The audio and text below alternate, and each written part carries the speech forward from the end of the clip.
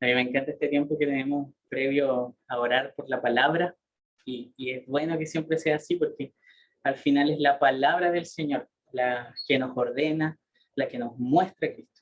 Más allá del predicador, el predicador siempre va a ser un instrumento. Hermanos, les pido que puedan buscar por mientras el Salmo 125, que será nuestro texto el día de hoy. Seguimos con nuestra serie de predicaciones en los salmos de peregrinaje, estos 15 salmos que eran cantados por el pueblo de Dios en las peregrinaciones hacia el templo cuando iban a Jerusalén. Y el flujo de estos salmos es súper interesante porque quiero que hagan memoria ahí en el Salmo 120. Veíamos nosotros a una persona realizando un lamento ante Dios en una tierra lejana, pero después, cuando ya está terminando estos salmos de peregrinaje, en el Salmo 134, vemos a una comunidad reunida, al pueblo reunido y alabando a Dios, bendiciendo a Dios. Y esto va sucediendo de manera gradual, como ya lo hemos comentado. Cada vez hay un mayor énfasis en la comunidad del pacto. Y nuestra vida en el momento presente es muy similar a la que estaban teniendo estos peregrinos. La experiencia de diversas emociones, las circunstancias que nos aquejan, el encuentro con una comunidad esperanzadora y con un Dios que está siempre presente cumpliendo sus promesas. Y de hecho, las circunstancias que han enfrentado los peregrinos hasta ahora son diversas. Vamos a hacer un breve resumen antes de entrar ahí a la lectura del Salmo 125. El Salmo 120 nos mostraba la angustia que estaba teniendo el salmista frente a la gente aduladora y mentirosa, y nos mostraba cómo enfrentar la mentira lamentándose ante Dios. El Salmo 121 nosotros vimos cómo Dios es nuestro socorro seguro frente a los peligros del camino.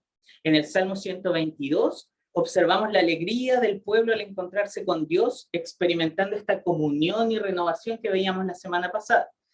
El Salmo 123 y 24 no los vamos a ver, pero igual les hago un breve resumen. El Salmo 123 vemos el cansancio y anhelo de misericordia de los peregrinos frente al desprecio y la hostilidad que ellos están teniendo ahí en medio de este peregrinaje.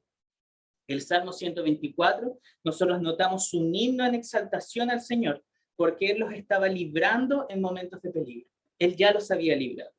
Y hoy trataremos el Salmo 125. ¿Por qué este salto? Porque la serie nosotros la comprendimos en una selección de salmos. No los íbamos a tratar los 15, sino que vamos a tratar 8 salmos en esta serie. Pero sin embargo está totalmente invitado a que los pueda leer durante la semana, porque sobre todo estos salmos son de profunda espiritualidad bíblica, así que le van a ayudar también en su comunión con el Señor. Ahora sí, leamos el Salmo 125, dice así: Cántico de ascenso gradual. Los que confían en el Señor son como el monte Sión, que es inconmovible, que permanece para siempre. Como los montes rodean a Jerusalén, así el Señor rodea a su pueblo, desde ahora y para siempre. Pues el cetro de la impiedad no descansará sobre la tierra de los justos, para que los justos no extiendan sus manos para hacer el mal. Haz bien, Señor, a los buenos y a los rectos de corazón, pero a los que se desvían por sus caminos torcidos, el Señor los llevará con los que hacen iniquidad. Paz sea sobre Israel. Ese es el salmo que nos toca el día de hoy. Debo confesarles que fue un poquito difícil, luché con el texto, pero sin embargo el Señor me ayudó, me guió a que podamos tener hoy día una reflexión al respecto. Y para eso vamos a explorar primero el contexto. De hecho, si se dan cuenta, la estructura interna del Salmo muestra el contexto. Y eso está ahí en el versículo 3, cuando dice el cetro de la impiedad. Este cetro implica un gobierno o reinado, pero no es un gobierno cualquiera, es un gobierno de impiedad o maldad. Todo apunta a que la nación de Israel estaba bajo un gobierno malvado. Y con todo lo que eso implicaba, de hecho los libros históricos y los profetas, si es que lo han podido leer, nos muestran esto, nos muestran cuáles eran las consecuencias, las implicaciones que podía tener un gobierno malvado. Y por ejemplo, vamos a hablar las implicancias religiosas. Traían primero ellos dioses ajenos a la adoración personal y a la adoración comunitaria. Las implicancias políticas que tenía un gobierno malvado es que sus relaciones entre las personas se volvían injustas, corruptas.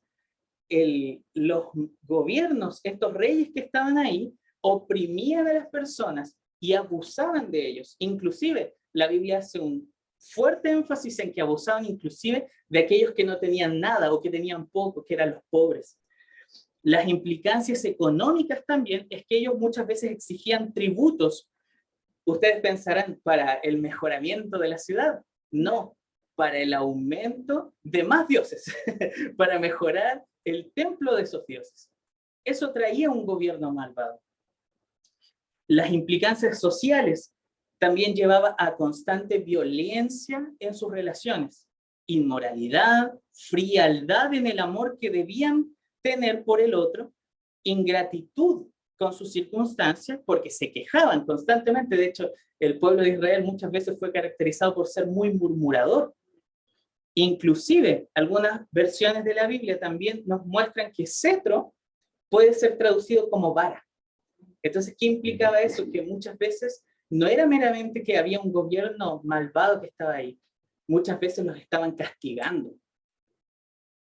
Entonces, estaban en constantes ataques que ellos estaban sufriendo. Ahora, hay distintas hipótesis de quién era este cetro de maldad, porque si vemos la historia bíblica, hubieron muchos reyes, muchos gobernantes, muchos pueblos que se levantaron. Y aquí los comentaristas siempre hacen dos divisiones principalmente. Y podría tratarse primero de gentiles. En la historia del Antiguo Testamento observamos que muchas veces las naciones extranjeras provocaron muchos males al pueblo de Dios. Y ahí, por ejemplo, podemos tener a los amonitas, a los filisteos, a Siria, a Babilonia. Ahí siempre va a depender del punto histórico en el que se relaciona. Como el texto es bien corto y no nos da eso, no podemos saber a ciencia cierta si es que fueron unos o fueron otros. Pero la posibilidad es que podría haber sido también este pueblo gentil. Pero ahora, la maldad no es monopolio de los no creyentes. La maldad no es monopolio de los paganos. La Biblia acusa de que no hay quien haga el bien. No hay ni siquiera uno. Y eso ya lo dice un salmo. Salmo 14 y el Salmo 53, y después es repetido ahí en Romanos. Por eso, un impío o alguien que comete impiedad podía ser también tanto un extranjero como un israelita. Entonces, el rey, este cetro de maldad, muchas veces podría ser un rey judío, un rey israelita. Y eso podría haber sido, porque vemos en el libro de Reyes, Crónicas y los profetas, cómo muchos de los gobernantes del pueblo de Dios abandonaron la adoración a Dios, se entregaron a costumbres paganas y sangrientas por lo demás, y traían repercusiones al pueblo. Israel tuvo muchos reyes malvados a lo largo de su historia, ya sea por líderes israelitas corruptos o por dominio gentil. El pueblo de Dios estaba bajo un gobierno malvado. Estaban sufriendo adversidad. ¿Y en qué sentido? Estaban siendo atrapados por esta maldad. Estaban siendo tentados por esta maldad. Entonces aquí el pueblo de Dios está pasando por un tiempo de prueba, un tiempo de tentación, un tiempo de sufrimiento. Y esta tentación podría entenderse como ceder o aliarse con los impíos, vivir como ellos, hacer las cosas abominables ante Dios. Y la verdad es que nosotros también vivimos tiempos de adversidad del día de hoy, que son bien difíciles. De hecho, podemos recordar que hace 2, 3 años estábamos iniciando una pandemia. En el 2019 estábamos viviendo una inestabilidad política que estalló. Inclusive este año hay algunos que prevén que va a ser un año de crisis económica. Y pueden tener mucha razón. Y este salmo nos ayuda mucho a entender cómo el pueblo de Dios enfrenta las adversidades. Ahora, vamos a ver algunos elementos de la composición de este salmo. Y quiero hacer énfasis en esto. el salmista no está enfrentando una adversidad personal, como si fuera meramente una enfermedad o alguien que lo traicionó. Está enfrentando una adversidad comunitaria. Es el pueblo de Dios el que está sufriendo aquí una adversidad. Entonces debemos entender eso, que hay un énfasis comunitario. La composición de este salmo nos enseña una declaración, una oración y una advertencia corporativa de un cuerpo. Noten que los sujetos que son nombrados son plurales, los que confían. No es el que confía, son los que confían. En medio de la adversidad, no es la fe de un individuo la que está en juego, sino que es la fe de todo el pueblo de Dios. Además, observen que la gramática del texto se encuentra en tercera persona. Y eso es muy, muy interesante. A mí personalmente ese fue uno de los detalles que más me atrapó, porque no es que los que confiamos en el Señor, dice los que confían. Es súper interesante eso, porque declarar las verdades de Dios, orar los unos por los otros y advertir sobre el consejo de Dios se vive dentro del pueblo de Dios. La dinámica de la comunidad del pacto es exhortar, enseñar y corregir los unos a los otros con la palabra de Dios. Eso hace este salmo. Es lo que debemos hacer como comunidad y revela que en medio de las adversidades debemos estar prestos a servir a nuestra comunidad. Eso era lo que estaban haciendo estas personas que estaban cantando, porque estaban cantando sabiendo que ellos confiaban en el Señor, pero estaban también animando a las otras personas que los estaban oyendo. El texto también muestra diferentes elementos. Primero, nos muestra ahí la referencia de el Señor. Y esto tiene que ver con el nombre de Dios, Yahvé. Y esto es súper interesante porque se encuentra este nombre con el que Dios se reveló en 4 de 5 versículos.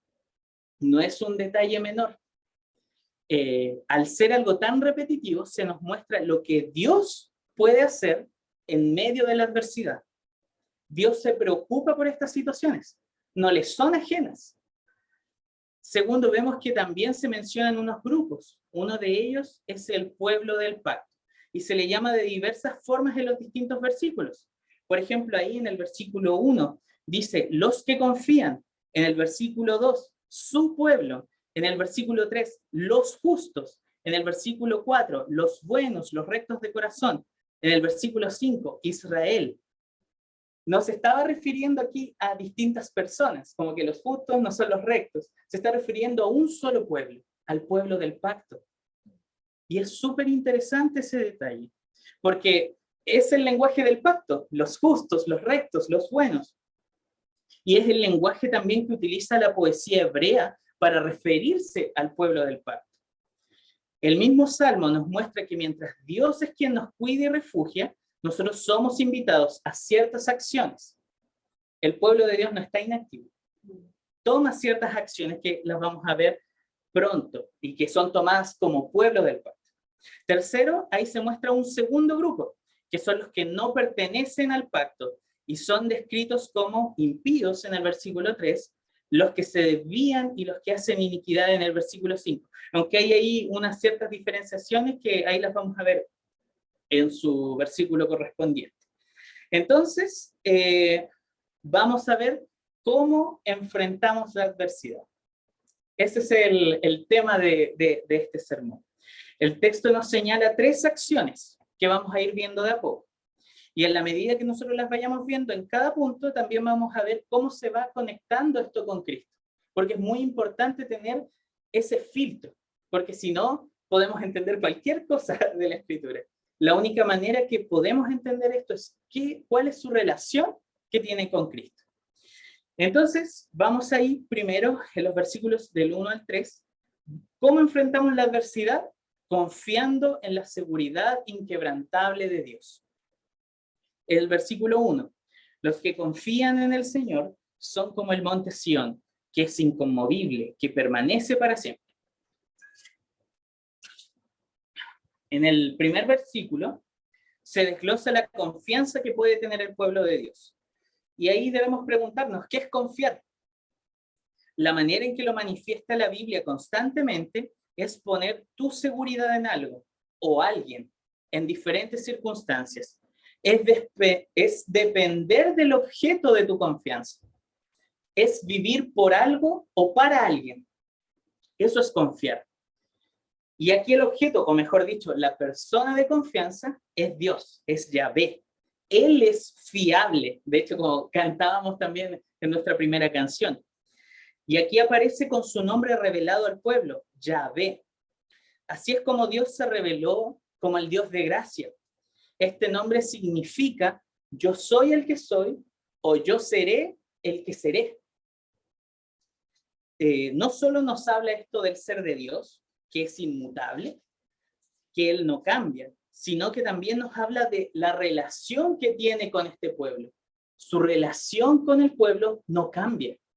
Y eso es una de las primeras cosas que tenemos que darnos cuenta, porque nos trae la seguridad de que Dios será para el pueblo de esta época, del Salmo 125, como lo fue para el tiempo de Moisés, como para el tiempo de Abraham, como para el tiempo de Isaac y de Jacob. Él es el Dios del pacto, y estos son el pueblo del pacto.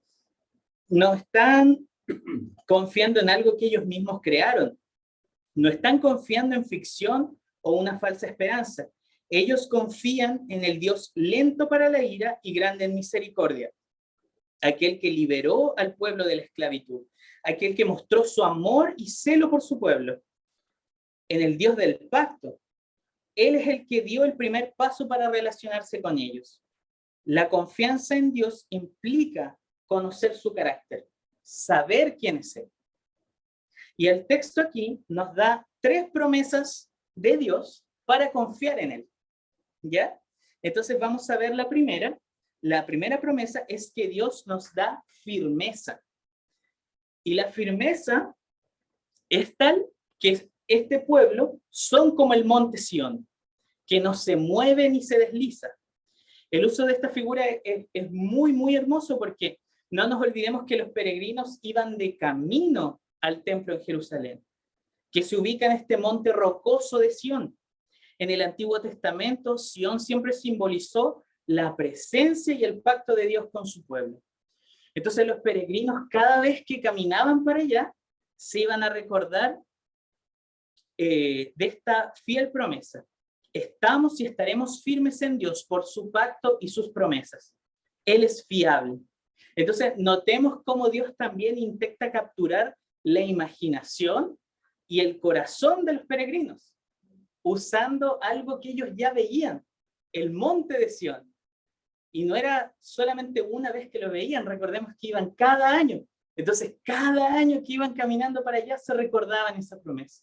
Nosotros como pueblo también debemos recordarnos eso, que Dios es quien nos da firmeza. Ahora, para los que confían, ¿por qué sería peligroso deslizarse o moverse en medio de la adversidad? Está implícito eso, de hecho, en el versículo 5.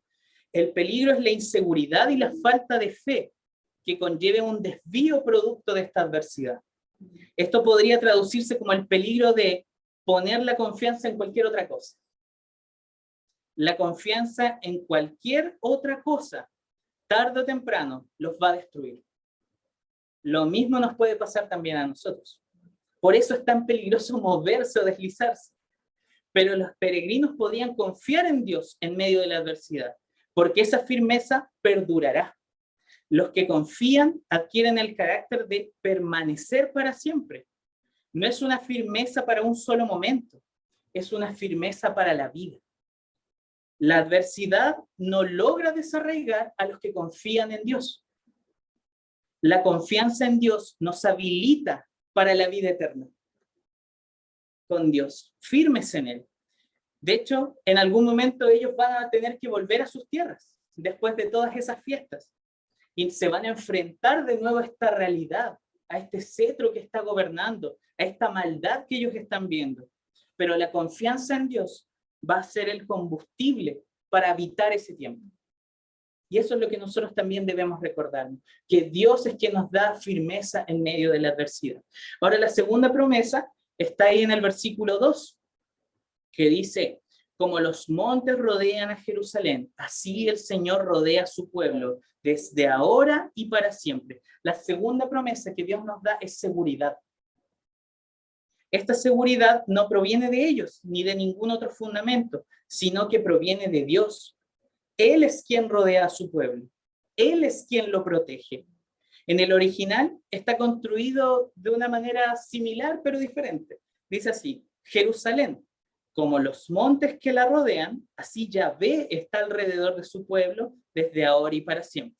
Son las mismas palabras, pero el autor quiere hacer énfasis en Jerusalén, al inicio, por eso lo pone al inicio. Y de hecho, como Jano señaló la semana pasada, Jerusalén era una ciudad importante. Era el lugar donde se encontraba el templo y donde se iba a adorar a Dios. Esta ciudad fue construida sobre el monte de Sión y en 3 lados había valles, pero en uno de sus lados había un anillo de montañas o de colinas, que eran muchos. De hecho, investigué los nombres, pero eran de verdad muchos para traerlos acá, que no iban a aportar mucho tampoco a esto. Pero todo ese anillo de montañas o colinas proporcionaban una defensa natural para la ciudad. Los protegía frente al ataque de enemigos. En el caso de que quisieran hacer guerra contra ellos, esas colinas les producían ahí una protección para ellos.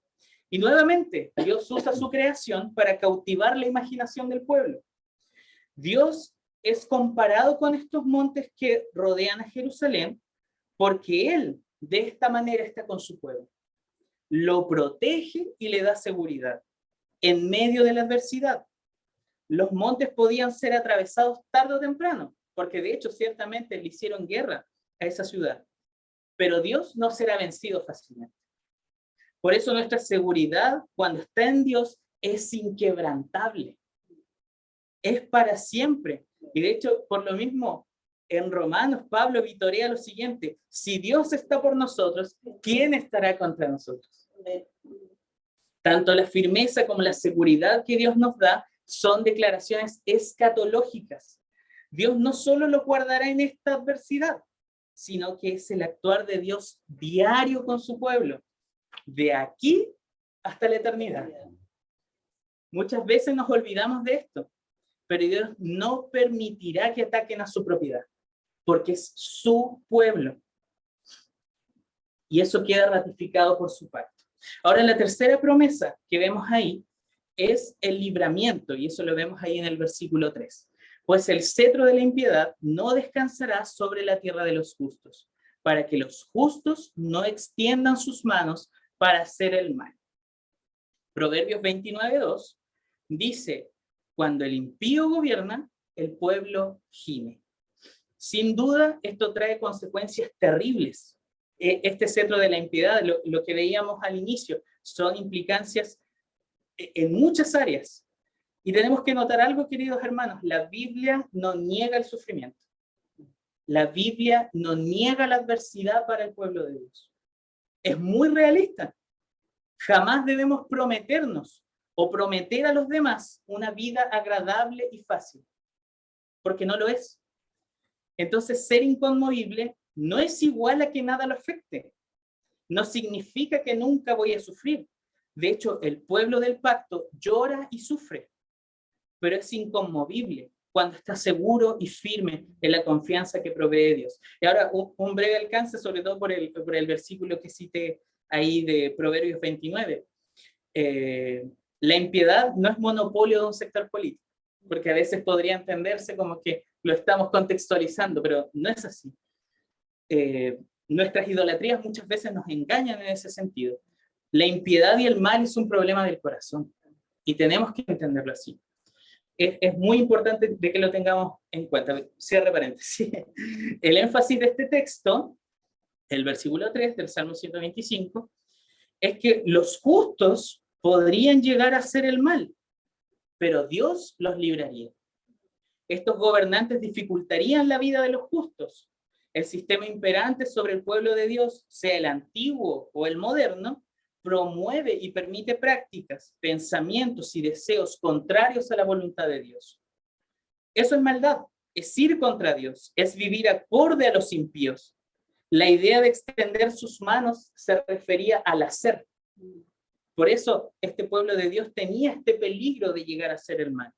Y aquí tierra, en este versículo, puede tener dos significados. El primero es que se refiere a esta herencia asignada, que muchas veces de hecho se traduce como porción o suerte, pero también puede referirse a todo lo que recibieron y a todo lo que tienen. Entonces sería su vida. Entonces el alcance de esta impiedad podría llegar a afectar de tal manera que corrompa su vida.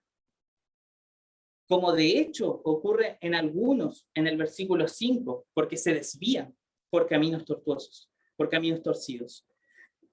Ahora, los que podrían ser afectados por esto son llamados justos. Por cómo está construido el Salmo, los justos son los que confían. El pueblo de Dios, como lo veíamos también al inicio, este carácter solo lo pueden tener aquellos que están en una relación con Dios, porque Él es justo.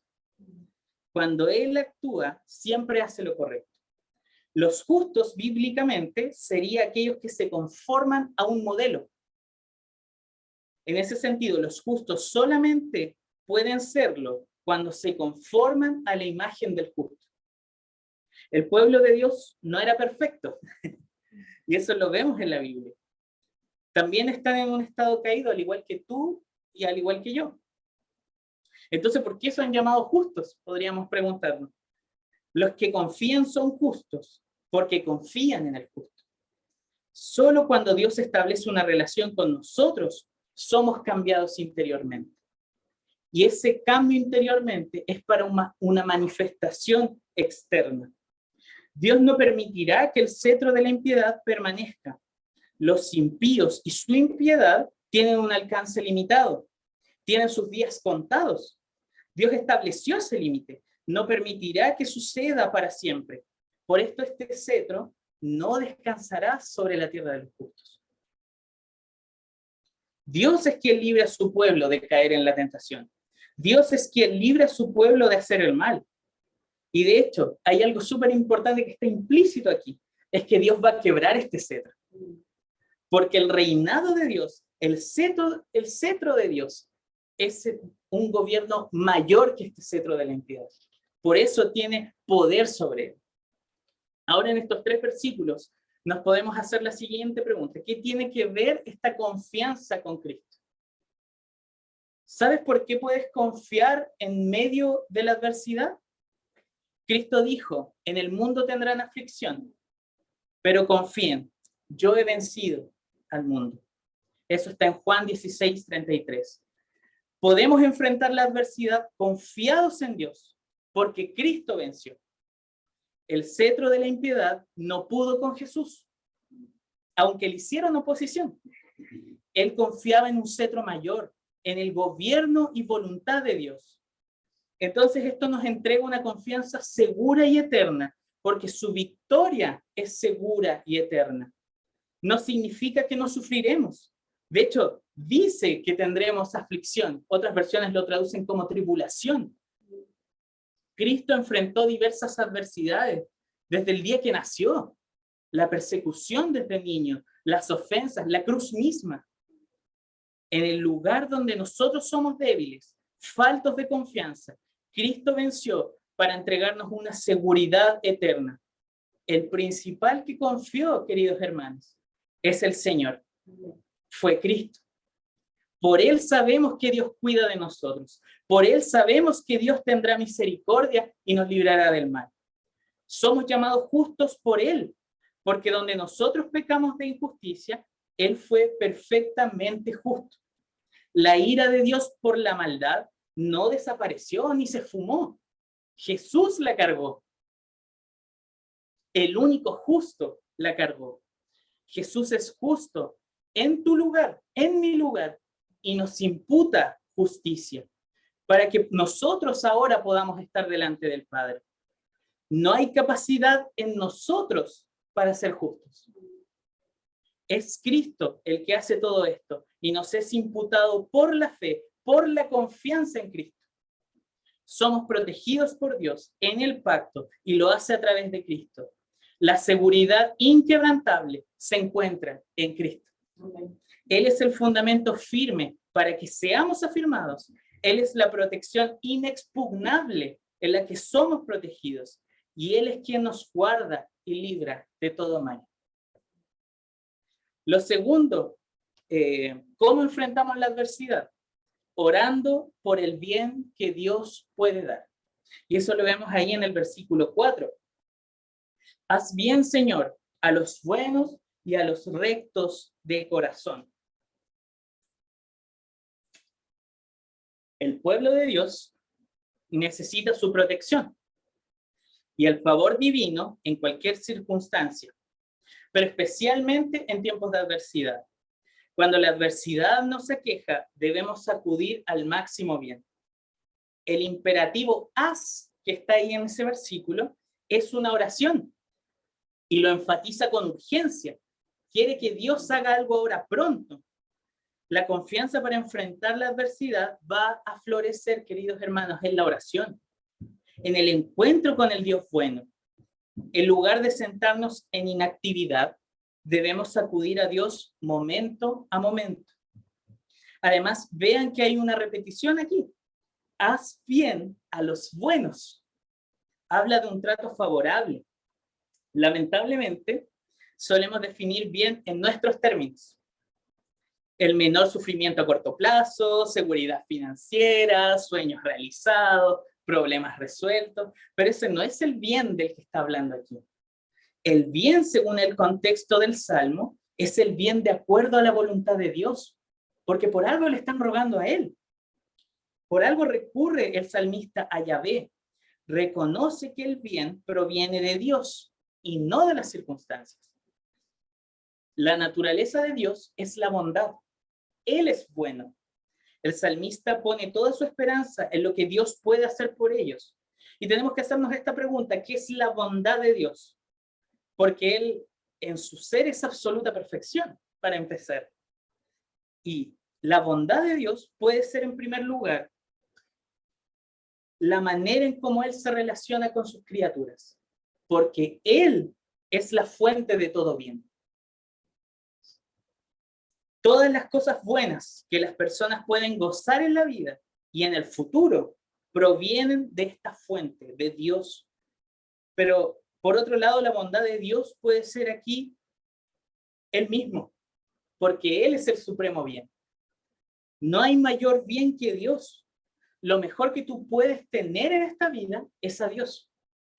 El salmista ruega para que Dios manifieste su bien a su pueblo, en contraposición al mal imperante. Noten ese contraste. El salmista, el pueblo de Dios, ora para que Dios manifieste su bien en contra del mal que están viendo. Ahora surge un problema porque hay una relación de causa aquí. ¿Quién es bueno y recto de corazón? Hace poco, de hecho, leíamos un versículo del mismo libro de los Salmos que decía: no hay quien haga lo bueno. Y debemos señalar lo que dijimos al principio, que los buenos y los rectos se refieren al pueblo del pacto. Se refiere a las mismas personas, por ende, los buenos y los rectos son los que confían en el Señor.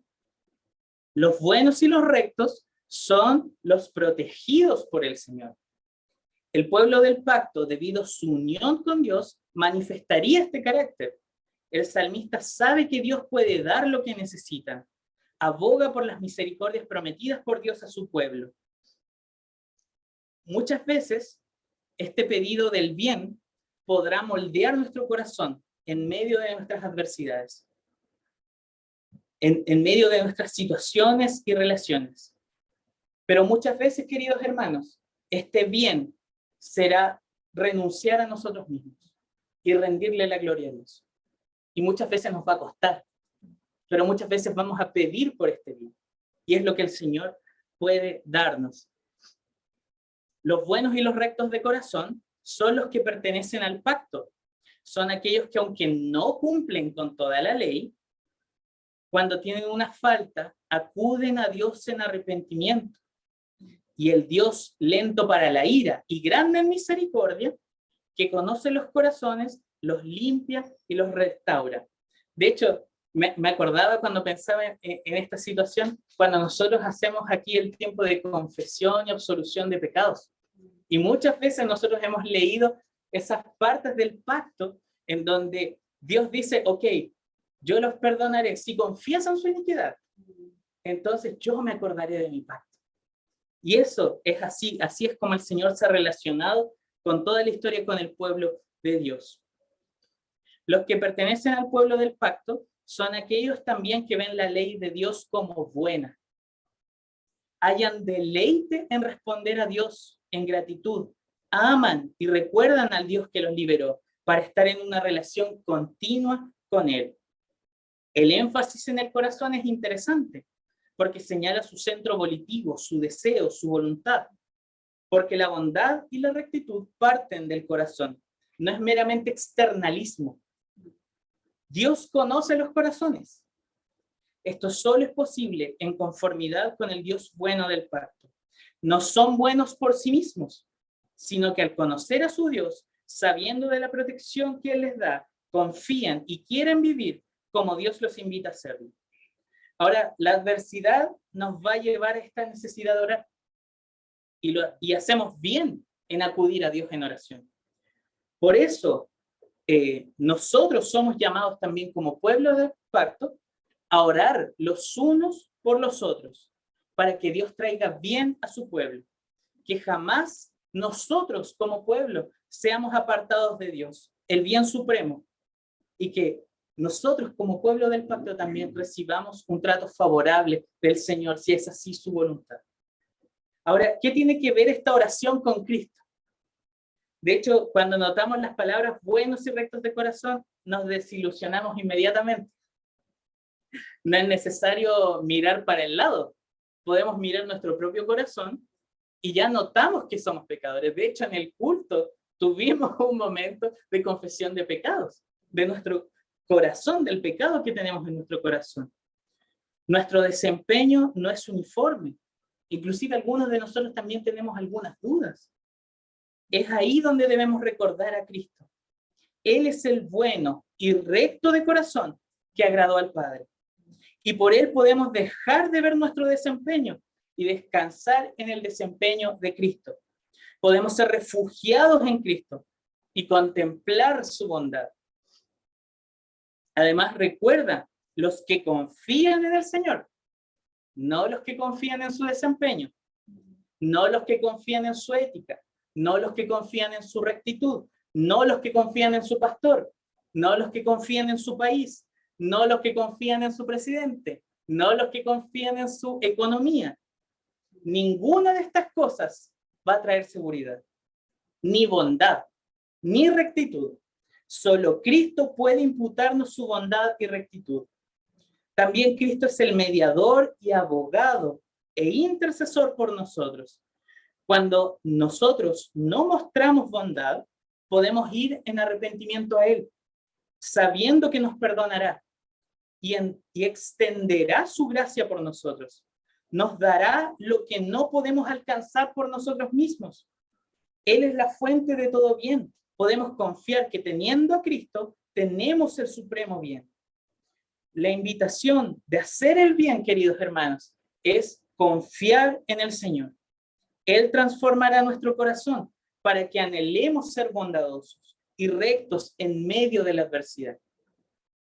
Él nos enseñará a entregar el bien, aun cuando nos están haciendo el mal, como de hecho le estaba pasando a este pueblo. Ahora, tercero, ¿cómo enfrentamos esta adversidad? ¿Cómo enfrentamos la adversidad? Considerando la advertencia de Dios. Y eso está en el versículo 5. Leo ahora. Pero los que se desvían por sus caminos torcidos, el Señor los llevará con los que hacen iniquidad. Paz sea sobre Israel.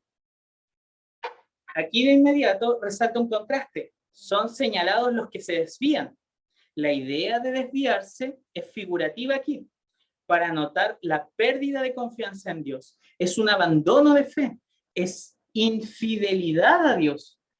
Los que fueron movidos por la adversidad, los que fueron tentados por esta maldad, los que finalmente prefirieron seguir sus idolatrías contemporáneas por elección propia. Al Israel predivisión y al Israel postdivisión le ocurrió constantemente. De hecho, cuando nosotros vemos el Antiguo Testamento, vemos constantemente esa tentación en el pueblo de Dios. Sus caminos son torcidos o perversos. La idea del Salmo aquí es intensificar la idea del desvío. No es una mera infracción de la ley de Dios o un pecado por ignorancia. La idea del desvío es realizar actividades corruptas por su propia elección. Ellos son los que decidieron desviarse. Son personas que se desviarán a tal punto que harán iniquidad. Es decir, los señala como hacedores de maldad, como una persona que continuamente hace cosas pecaminosas que causan dolor. Su estilo de vida es el mal. Si estas personas no se arrepienten, su futuro es sombrío. De hecho, aquí dice que el Señor los llevará. El verbo llevar puede ser literal. Aquí en este sentido puede referirse a cuando el pueblo, o sea, cuando Dios llevó a su pueblo al cautiverio. Pero también puede ser figurativo el uso de este verbo llevar, porque puede ser los llevaré a la destrucción en el juicio.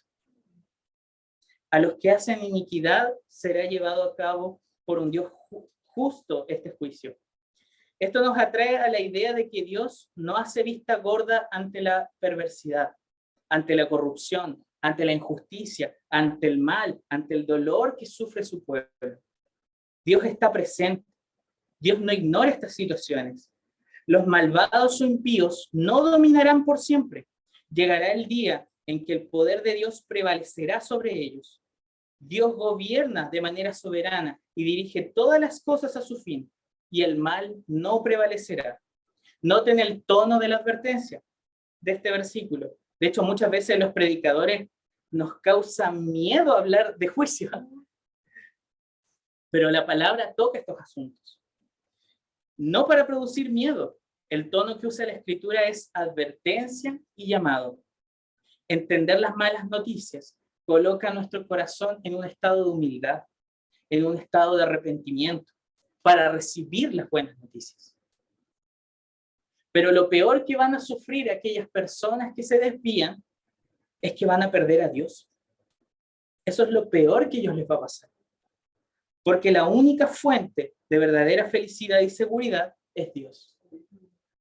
Y qué terrible ser llevado a Dios, o por Dios, a un castigo eterno. Pero los que confían pueden estar seguros y tranquilos, porque la paz será con ellos. La paz sea sobre Israel, no por algo que realizaron, sino por la inmensa bondad de Dios. La bendición es sobre los que confían, no sobre los que se apartan continuamente del Señor para vivir en iniquidad. Este shalom, esta paz, es prometida para el pueblo del pacto. Este shalom es bienestar integral, no es mera ausencia de guerra o conflicto, es disfrutar prósperamente del mayor bien de Dios. Amén. De hecho, recuerden que Jano mencionaba la semana pasada que Israel, como era entendido en ese momento, no es como lo entendemos el día de hoy. La revelación de Dios en su palabra nos lleva a la comprensión de que, como dice Gálatas 6, del 14 al 16, los que están en Cristo Jesús, aquí estoy parafraseando todo esto, los que están en Cristo Jesús son el Israel de Dios. Los que confían en Cristo son el pueblo de Dios y tendrán paz. Amén. ¿Qué tiene que ver Cristo con esta advertencia?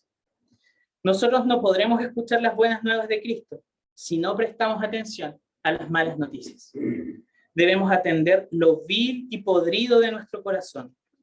Debemos entender la consecuencia de una vida sin Cristo. Debemos probar este sabor amargo, porque solo así Cristo nos va a hacer más dulce.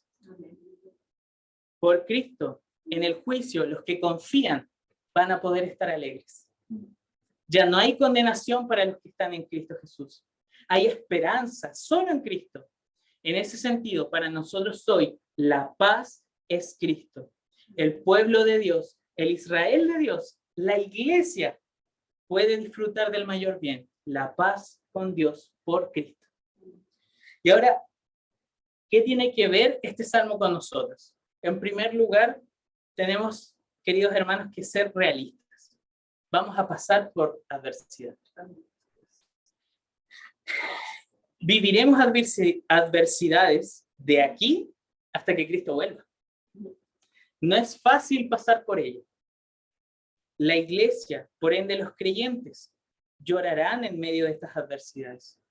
Van a sufrir, serán perseguidos. De hecho, leíamos ahí en las bienaventuranzas que ese es su destino. Atravesaremos adversidades comunitariamente, como iglesia. Nuestro contexto y nuestro mundo está sujeto a muchos cambios y algunos muy repentinos. Entonces, los pesimistas sobre este año puede que tengan razón. Será difícil.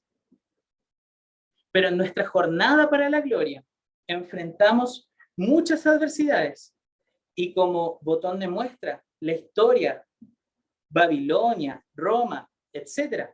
La iglesia vive bajo la adversidad desde que nació. Nosotros somos peregrinos en un mundo peligroso. Estamos aquí, pero no somos de aquí. Hay enemigos por todos lados. Si piensas que el cristianismo es un tipo de religión que da un tipo de tranquilidad y vida exitosa, estás equivocado. Lo segundo que tiene que ver este salmo con nosotros, nuestra esperanza para el tiempo de adversidad es la protección de Dios. En esos momentos de adversidad debemos recordar este salmo. Nuestra seguridad está en Dios. Podemos confiar en Él. La iglesia y cada uno de nosotros es defendido por esta protección inquebrantable de Dios. Nuestra esperanza para el momento presente está en Dios. Nuestro futuro está en Dios. Somos y seremos firmes, protegidos y librados por Dios. No se olviden que estas promesas de Dios son escatológicas. No es un mero refugio temporal. Dios es un refugio eterno y en Él somos eternamente protegidos. Los eternamente inamovibles son los eternamente protegidos por Dios. Dios en esta jornada afirma, protege y libera a su iglesia. Sustenta para que no caigamos en las tentaciones. Él nos hace perseverar. Él nos preserva, no permite que caigamos de su gracia. Es acción de Dios. Y debemos recordar también que un día Dios elevará un juicio para castigar a los que oprimen a su pueblo. Dios ha dejado a Jesús como juez en este asunto. Ese día sabremos que valió la pena servir a Dios porque Él nos protegió. Unas aplicaciones prácticas respecto de este texto. Estimulémonos, en primer lugar, a la confianza en Dios y no en otras cosas. No nos olvidemos de la invitación que nos hace el Salmo. No dejemos de repetirnos esta verdad los unos a los otros. La confianza de las 6 de la tarde no será la misma que vamos a tener a las 10 de la noche. Necesitamos estimularnos a la confianza. Muchas veces tu hermano o tu hermana va a pasar por momentos de adversidad. Anímalo a confiar en esta protección eterna. Ayudémonos como comunidad a florecer y madurar esta confianza para que juntos podamos enfrentar la adversidad viviendo en confianza permanente en Dios. De hecho, podríamos pensar algunos, muchas veces mi confianza no está en Dios.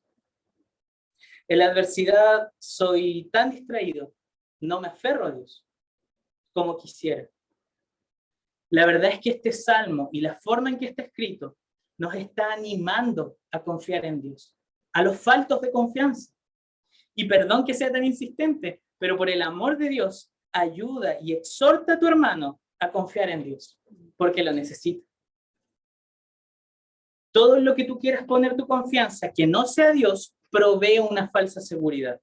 El Salmo 10:6 menciona que el impío dice en su corazón: no hay quien me mueva, por todas las generaciones no sufriré adversidad.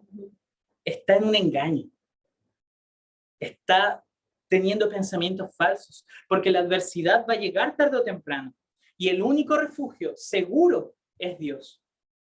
¿De qué manera podemos confiar? Conociendo sus promesas. ¿Cómo conocemos sus promesas? Leyendo la Escritura. No podrás animar a nadie si no conoces al Dios que infunde esa confianza. Porque nosotros tenemos nuestros propios pensamientos y en nuestros propios pensamientos no podemos ayudar a nadie. Con ideas abstractas no se va a entender esta confianza en Dios. Por eso, yo te animo el día de hoy a que conozcas a Dios en la Escritura, memorízala, guarda tiempo para ella. No solo traerá confianza para tu vida, podrás estimular a la confianza al pueblo de Cristo. Lo segundo, abandonemos la espiritualidad yoísta. En medio de la adversidad somos tentados a confiar en nuestra fuerza, en nuestro ánimo, nuestras habilidades, nuestra inteligencia, nuestra capacidad. Yo. La confianza en el yo. Pero este salmo contrapone la espiritualidad yoísta, esta espiritualidad autocentrada, porque la verdadera confianza proviene de Dios. Es entregada como un regalo de Él, por Él y para Él.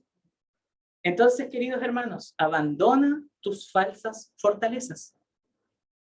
No sirven para nada. Son endebles, inseguras, fáciles de romper ante la adversidad.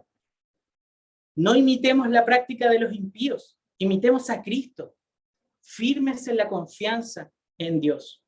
La confianza es en el Señor, es en el Dios revelado, es en aquel que es bondadoso, santo, justo, lento para la ira y grande en misericordia. La verdadera confianza está en un vínculo con Dios. Tercero, oremos por los faltos de bondad, justicia y rectitud. Oremos por nosotros. Respecto a nosotros, la Biblia nos da una descripción muy sombría de nuestra habilidad para hacer la bondad, justicia y rectitud. En nuestra condición caída, nosotros no imitamos ni reflejamos este carácter de Dios. Nosotros no somos bondadosos, no somos rectos ni justos por nosotros. Y de hecho, inclusive ocurre que cuando mi hermano o hermana cae en una falta, lo primero que hacemos es criticarlo y abandonarlo. Pero este salmo, hermanos, nos llama a orar por el cumplimiento de las promesas de Dios, por el pueblo de Dios, por su iglesia en medio de la adversidad. Sabemos que Dios es la fuente de todo bien. Por eso rogamos que el Espíritu Santo nos ayude a crecer en bondad y reflejar este aspecto de la naturaleza de Dios en medio de la adversidad.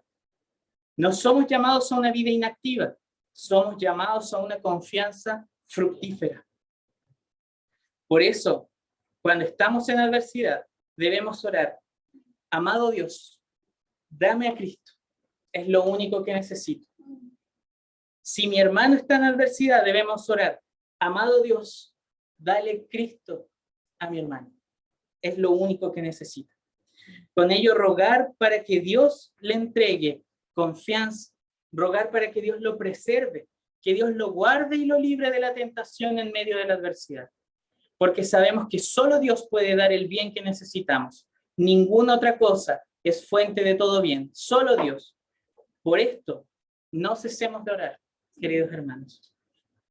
Cuarto, y ya casi último, prediquemos el Evangelio.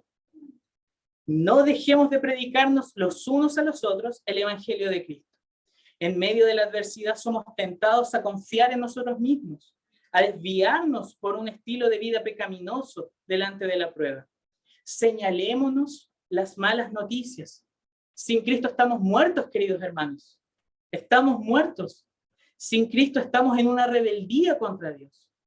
Nuestros placeres pueden parecer felicidad, pero se esconde una amargura enorme, una pérdida del significado de la vida. Debemos predicar a los demás que conozcan a Cristo, que Él es la paz con Dios, que Él es el bueno, recto y justo, que agradó al Padre en nuestro lugar. Y en Cristo podemos confiar porque Él venció. Y hoy estamos seguros en Dios, solamente por Cristo. Y lo último, seamos agradecidos y alabemos a Dios.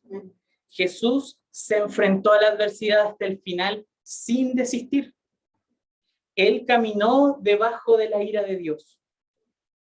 El juicio que nosotros debíamos enfrentar lo sufrió Él en esa cruz. Por causa de su fidelidad, nosotros podemos ser perdonados y ser parte del pueblo de Dios. Por Él somos conducidos en este mundo peligroso. Por Él somos cuidados y protegidos. Y esto, queridos hermanos, debe despertar en nosotros gratitud y adoración. Dios protege a todo su pueblo, no solo a ti, no solo a mí, a todo su pueblo. Los peligros pueden llegar como saetas, como flechas, pero Él será como un escudo para nosotros. Aún en la eternidad, cuando los enemigos ya hayan sido derrotados y sentenciados, Dios seguirá rodeando su pueblo, porque ha prometido estar con Él desde ahora y para siempre. Amén. Quiero invitarlos, queridos hermanos, a que tengamos un tiempo de oración. Señor, te damos gracias por tu palabra, Señor.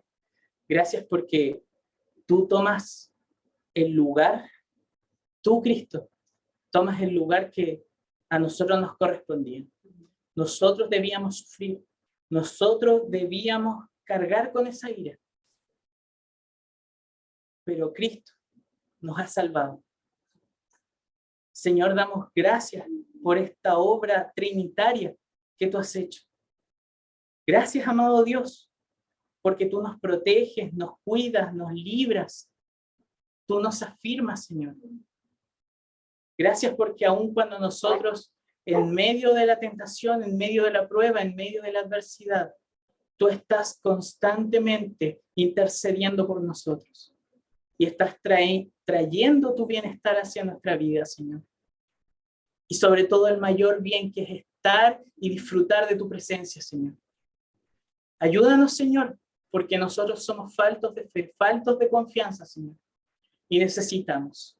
Yo ruego, Señor, por mis hermanos y por mí, que tú, Señor, seas trayendo confianza a nuestra vida, que tu palabra obre en nosotros con el Espíritu Santo para traer confianza en ti, Señor, para que nosotros también podamos florecer en confianza, Señor, que puedas ver en esta iglesia un jardín de bellas flores de confianza, Señor, y que de esa manera, Señor, nosotros también podamos estimularnos los unos a los otros a confiar en ti, Señor. No nos dejes, Señor, no permitas que esta iglesia olvide el Evangelio, Señor. Te rogamos, Señor, por tu misericordia, por tu gracia, por tu bondad, por tu justicia, por tu rectitud. Protégenos, Señor, desde ahora y para siempre, como ya lo has dicho en tu palabra. En el nombre de Jesús. Amén.